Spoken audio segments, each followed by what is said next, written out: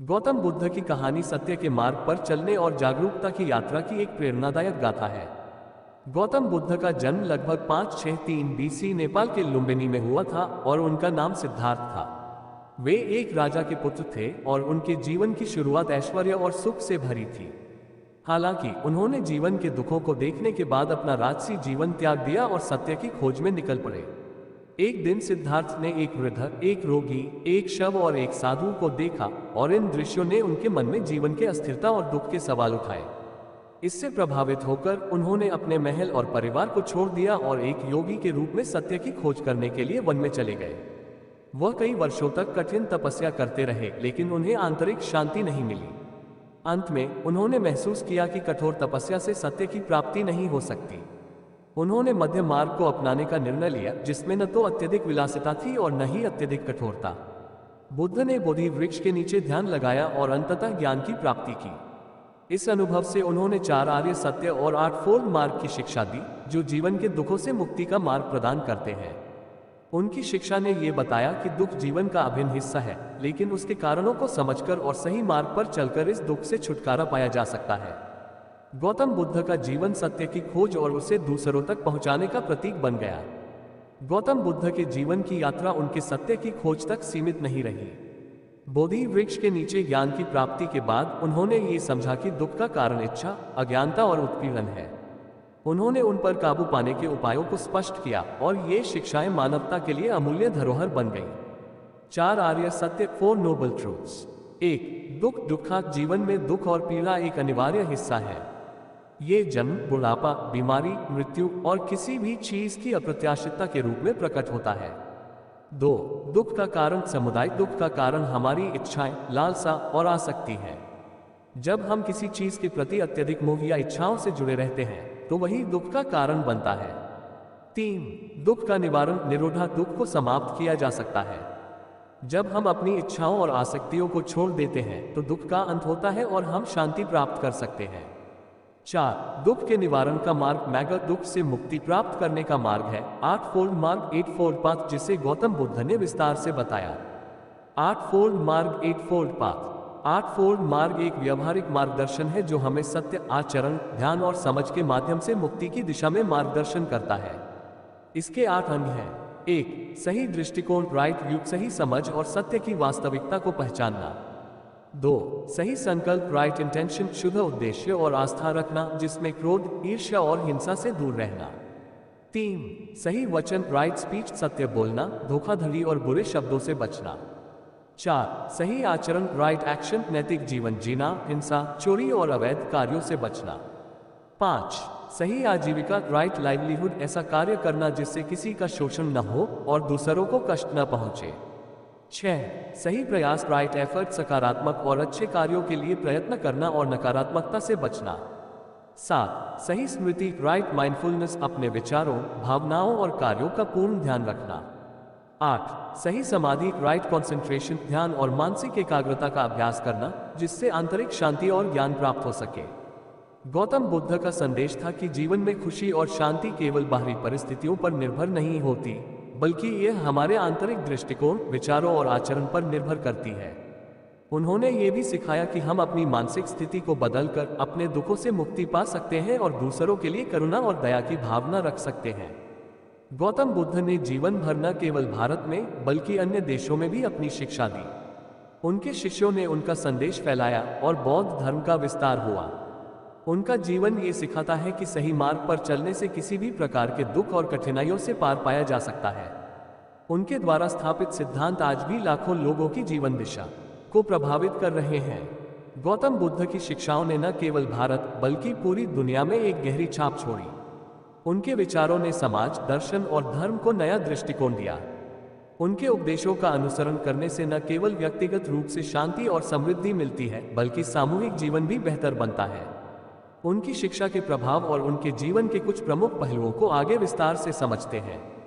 1. समानता और समान अधिकार। गौतम बुद्ध ने समाज में समानता की महत्वपूर्ण बात की। वे सभी लोगों को समान दृष्टि से देखते थे, चाहे वह किसी भी जाति, लिंग या सामाजिक स्थिति के हों। उन्होंने ये सिखाया कि प्रत्येक व्यक्ति को अपनी आत्मा की शांति की ओर बढ़ने का समान अधिकार है और कोई भी उसे इससे वंचित नहीं कर सकता। उनके समय में जातिवाद और वर्ग भेद की गहरी खाई थी, जिसे बुद्ध ने अपनी शिक्षाओं से तोड़ा। 2. करुणा और अहिंसा। गौतम बुद्ध का जीवन और उपदेश अहिंसा और करुणा का प्रतीक बने। उन्होंने हमेशा दूसरों के प्रति दया, सहानुभूति और बिना शर्त प्रेम को महत्व दिया। उन्होंने कहा कि आप जैसा चाहोगे वैसा ही आपको मिलेगा, अर्थात अगर हम दूसरों के साथ करुणा और सहानुभूति से पेश आएंगे तो हमें भी वही मिलेगा। उनकी यह शिक्षा न केवल व्यक्तिगत जीवन को बल्कि समाज को भी अधिक सौहार्दपूर्ण और शांतिपूर्ण बनाने की दिशा में प्रभावी रही। 3. ध्यान और मानसिक विकास। ध्यान और मानसिक शांति की प्राप्ति गौतम बुद्ध की शिक्षाओं का केंद्रीय हिस्सा थी। उन्होंने ये बताया कि मानसिक शांति प्राप्त करने के लिए ध्यान का अभ्यास आवश्यक है। ध्यान न केवल आत्मज्ञान की ओर बढ़ने का एक मार्ग है, बल्कि यह मानसिक स्वास्थ्य को भी बेहतर बनाता है। बुद्ध के अनुसार अगर व्यक्ति अपने मन पर नियंत्रण रखेगा और मानसिक शांति प्राप्त करेगा तो वह किसी भी समस्या या कठिनाई का सामना कर सकता है। गौतम बुद्ध के उपदेशों का प्रारंभिक प्रसार उनके शिष्यों और अनुयायियों के माध्यम से हुआ। उनके जीवन के बाद बौद्ध धर्म का प्रचार व्यापक रूप से हुआ, विशेष रूप से भारत, श्रीलंका, बर्मा, थाईलैंड, तिब्बत, चीन, जापान, कोरिया और अन्य देशों में। कुछ प्रमुख घटनाएं जिन्होंने बौद्ध धर्म के विस्तार को गति दी निम्नलिखित हैं। 1. मगध साम्राज्य और सम्राट अशोक। सम्राट अशोक, जो मगध साम्राज्य के महान सम्राट थे, ने बौद्ध धर्म को अपने साम्राज्य में फैलाने में महत्वपूर्ण भूमिका निभाई। अशोक ने युद्ध के बाद हिंसा का मार्ग अपनाया और बौद्ध धर्म को राज्य की नीति बनाया। उन्होंने बौद्ध धर्म के सिद्धांतों को अपने साम्राज्य के हर कोने में फैलाने के लिए विभिन्न स्थानों पर स्तूपों और शिलालेखों का निर्माण किया। अशोक ने न केवल बौद्ध धर्म के प्रचार के लिए कार्य किए, बल्कि धर्म के सिद्धांतों को लोगों तक पहुंचाने का हर प्रयास किया। 2. मिशनरी कार्य। बुद्ध के शिष्यों और अनुयायियों ने बौद्ध धर्म के सिद्धांतों का प्रचार किया और उनके संदेश को विभिन्न देशों में फैलाया। विशेष रूप से बौद्ध भिक्षु, जैसे कि सरनाथ के भिक्षु, ने बौद्ध धर्म के सिद्धांतों को अन्य देशों में फैलाया। इसके परिणामस्वरूप बौद्ध धर्म ने दक्षिण और दक्षिण पूर्व एशिया में गहरी जड़ें जमा ली। गौतम बुद्ध की अंतिम वाणी और मृत्यु। गौतम बुद्ध ने 80 वर्ष की आयु में अपने जीवन का अंत किया। उन्होंने अपने अंतिम समय में अपने अनुयायियों को यह उपदेश दिया, सब चीजें अस्थिर हैं, जीवन क्षणिक है, इसलिए जीवन के प्रत्येक क्षण का सदुपयोग करो। अपना आत्मज्ञान प्राप्त करो, क्योंकि यही तुम्हारा सबसे बड़ा मित्र है। बुद्ध का निधन कुशीनगर, आज के उत्तर प्रदेश में हुआ और उनके शरीर को जलाकर उनके शिष्य उनके अवशेषों का सम्मान करते हुए उनके सिद्धांतों को फैलाने में जुट गए। उनके निधन के बाद बौद्ध धर्म धीरे धीरे दुनिया भर में फैला और आज भी लाखों लोग उनकी शिक्षाओं का पालन करते हैं। गौतम बुद्ध का जीवन और उनकी शिक्षाएं आज भी लोगों को प्रेरित करती हैं। उन्होंने न केवल जीवन के दुख और समस्याओं के समाधान के बारे में सिखाया, बल्कि यह भी बताया कि आत्मज्ञान, करुणा और मानसिक शांति की प्राप्ति के माध्यम से हम जीवन में वास्तविक सुख पा सकते हैं। उनके द्वारा दिखाए गए मार्ग पर चलकर लोग न केवल आत्मिक शांति प्राप्त कर सकते हैं, बल्कि समाज में भी अधिक दया, अहिंसा और सहयोग का वातावरण बना सकते हैं। गौतम बुद्ध की शिक्षाओं का प्रभाव आज भी गहरा है और उनका जीवन कई लोगों के लिए प्रेरणा का स्रोत बन चुका है। उनकी शिक्षा का योगदान केवल धार्मिक और दार्शनिक दृष्टिकोण से ही नहीं, बल्कि मानवता और समाज के कल्याण के लिए भी अत्यंत महत्वपूर्ण है। आइए हम गौतम बुद्ध की शिक्षाओं और उनके प्रभाव के कुछ और पहलुओं पर विस्तार से विचार करें।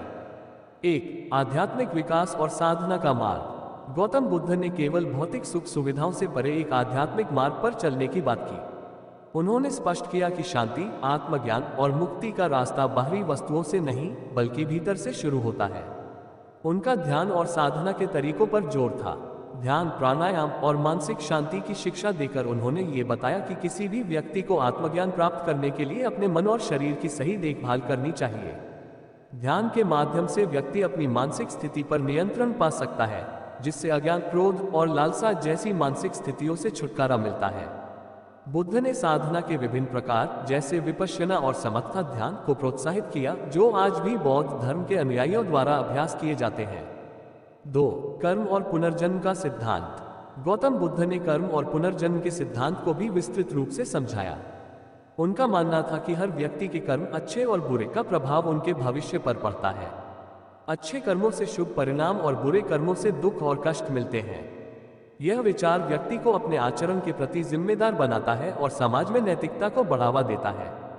पुनर्जन्म के सिद्धांत ने यह समझाया कि व्यक्ति का जीवन केवल एक यात्रा नहीं है, बल्कि यह एक सतत प्रक्रिया है। यह विश्वास व्यक्ति को अपने कर्मों पर ध्यान देने की प्रेरणा देता है ताकि वह अपने अगले जन्म में बेहतर स्थिति में आ सके। 3. समाज में परिवर्तन और सामाजिक न्याय। गौतम बुद्ध ने समाज में परिवर्तन की दिशा में भी महत्वपूर्ण कदम उठाए। उनके समय में जातिवाद, महिलाओं का उपेक्षाजनक स्थान और असमानता आम बात थी। बुद्ध ने इन सब का विरोध किया और समाज में समानता, धर्म और नैतिकता की स्थापना की। उन्होंने ये सिद्ध किया कि हर व्यक्ति के भीतर बुद्धिमत्ता और दिव्यता है, चाहे वह किसी भी जाति, वर्ग या लिंग से हो। उन्होंने महिलाओं को भी समान अधिकार दिया और उन्हें भिक्षुणियों के रूप में समाज में एक सक्रिय भूमिका निभाने का अवसर दिया। इसके अलावा उन्होंने निचली जातियों, शूद्रों को धर्म के मार्ग पर चलने और मोक्ष प्राप्त करने का समान अवसर प्रदान किया, जिससे समाज में एक नई दिशा मिली। 4. दुनिया भर में बौद्ध धर्म का प्रभाव। गौतम बुद्ध की शिक्षाओं का प्रभाव न केवल भारत में बल्कि एशिया और पश्चिमी दुनिया में भी गहरा हुआ। बौद्ध धर्म ने विशेष रूप से दक्षिण और दक्षिण पूर्व एशिया में विशाल विस्तार किया। बौद्ध धर्म की मूल शिक्षा को विभिन्न देशों में अनुकूलित किया गया और कई भिन्न भिन्न परंपराएं विकसित हुई, जैसे थेरवाद बौद्ध धर्म, महायान बौद्ध धर्म और वज्रयान बौद्ध धर्म। इसके अतिरिक्त पश्चिमी देशों में भी बौद्ध धर्म के सिद्धांतों ने समकालीन समाज को आकर्षित किया, विशेषकर ध्यान, मानसिक स्वास्थ्य और आत्मज्ञान के क्षेत्रों में। कई लोग बौद्ध ध्यान और योग के माध्यम से मानसिक शांति और संतुलन की खोज कर रहे हैं। 5. बुद्ध का अंतिम उपदेश। गौतम बुद्ध का अंतिम उपदेश ये था, अपने आप में विश्वास रखो और खुद को सही मार्ग पर चलने के लिए प्रेरित करो। यह उपदेश इस बात को स्पष्ट करता है कि प्रत्येक व्यक्ति को आत्मनिर्भर बनना चाहिए और अपने जीवन की दिशा खुद तय करनी चाहिए। जीवन में सफलता और शांति प्राप्त करने के लिए बाहरी समर्थन से अधिक महत्वपूर्ण है आंतरिक संघर्षों को जीतना और अपने भीतर के सत्य को जानना। 6. गौतम बुद्ध का समय और वर्तमान दुनिया। गौतम बुद्ध के समय में समाज में कई आंतरिक संघर्ष और युद्ध चल रहे थे। आज भी मानवता कई प्रकार की चुनौतियों का सामना कर रही है: युद्ध, मानसिक तनाव, पर्यावरण संकट और असमानता। गौतम बुद्ध की शिक्षाएं इन समस्याओं का समाधान प्रदान करती हैं, क्योंकि उनका संदेश है कि यदि व्यक्ति अपने आंतरिक दुनिया को शांत और संतुलित रखे तो वह बाहरी समस्याओं का सामना बेहतर तरीके से कर सकता है। आधुनिक दुनिया में बौद्ध धर्म की शिक्षाएं जैसे करुणा, अहिंसा, मानसिक शांति और आत्मज्ञान मानवता के लिए एक मार्गदर्शन का काम करती है। उनके विचार आज भी समाज में सकारात्मक परिवर्तन के लिए प्रेरणा स्रोत बनते हैं। गौतम बुद्ध का जीवन और उनकी शिक्षाएं निरंतर प्रासंगिक हैं। उनका संदेश यह है कि जीवन में सच्चे सुख और शांति की प्राप्ति के लिए हमें अपने भीतर के अज्ञान, लालसा और क्रोध को पहचानकर उन्हें दूर करना चाहिए। अपने आचरण, सोच और भावनाओं पर नियंत्रण रखते हुए हम न केवल अपने जीवन को बेहतर बना सकते हैं बल्कि समाज में भी बदलाव ला सकते हैं। उनका मार्गदर्शन आज भी उन लोगों के लिए एक प्रकाश स्तंभ की तरह है जो आंतरिक शांति, सामाजिक न्याय और सच्चे सुख की खोज में हैं।